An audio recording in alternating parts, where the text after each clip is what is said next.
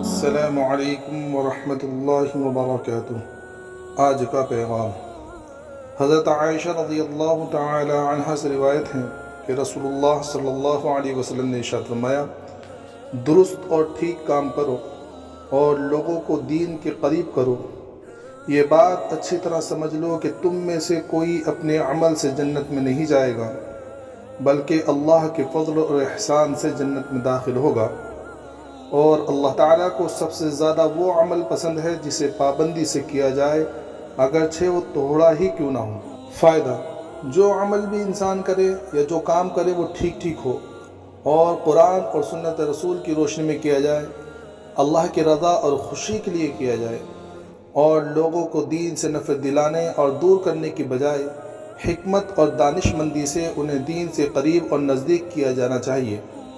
حدیث پاک سے یہ معلوم ہوا کہ جنت میں داخل ہونے کے لیے صرف ہمارا عمل کافی ہو ایسا نہیں ہے، بلکہ وہ کام اللہ کی رضا کے لیے کیا گیا ہو۔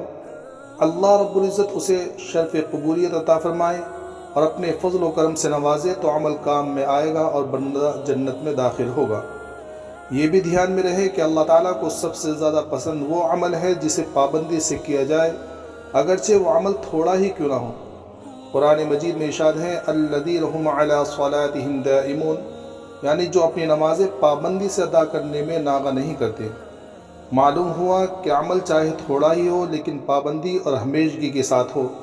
ایسا نہ ہو کہ کسی دن موڈ میں ہے تو 5 نمازوں کے علاوہ 100 رکعت نفل پڑھ لی اور دوسرے دن نفل کیا فرائض بھی چھوڑ کر بیٹھ جائے، بلکہ ہر عمل اور ہر چیز مقدار صحیح ہو، درمیانی راہ اختیار کیا جائے اور بلا ناغہ پابندی کے ساتھ کیا جانا ہی اللہ کے نزدیک مقبول اور محبوب ہے۔